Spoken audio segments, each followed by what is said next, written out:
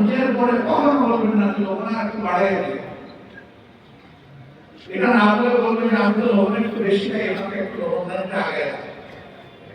তাহলে বুদ্ধিমান সঙ্গে বুঝে ফেলবেন যে এখানে একটু শর্ট আছে, আগামীতে আমার একটু চিন্তা দিয়ে টেস্ট করে নিতে হবে, পরিবেশন করা হবে। কিন্তু আপনি যদি বলেন যে এত কষ্ট করে বাধা করে এনে দিলাম, কি এগুলো পাকাইছো বাক্সা জিব্বায় কিছুই লাগে না, কি করছো এগুলো দিলেন তো দিলেন একেবারে কলিজার করে একটা মুগরের বাড়ি।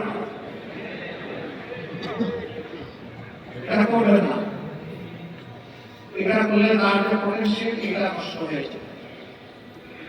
এরপরে সন্তান তো দুজন, আমার বোনটা কষ্ট করে গর্বে ধারণ করলো, বুকের দুধ খাওয়ালো, লালন পোষণ করলো, এবং প্রোগ্রামে যাওয়ার সময় দুজন তার সঙ্গে করে 2 বছর 2.5 বছরের বাচ্চা 1.5 বছরের বাচ্চা।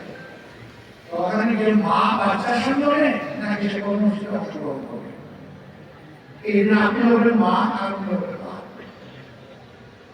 এই অনুভূতি নিয়ে বাচ্চাটা আপনি সম্মান ঘরের থেকে হোক অথবা আপনার সম্পর্কীয় হোক, দায়িত্ব আপনাকে নিতে হবে। আমি ছোট্ট দিয়ে একটা উদাহরণ দিলাম, আর টাকা পয়সার ব্যাপারে সেটা আপনাদের কিছু করতে হবে না, আমরা তার সাক্ষী।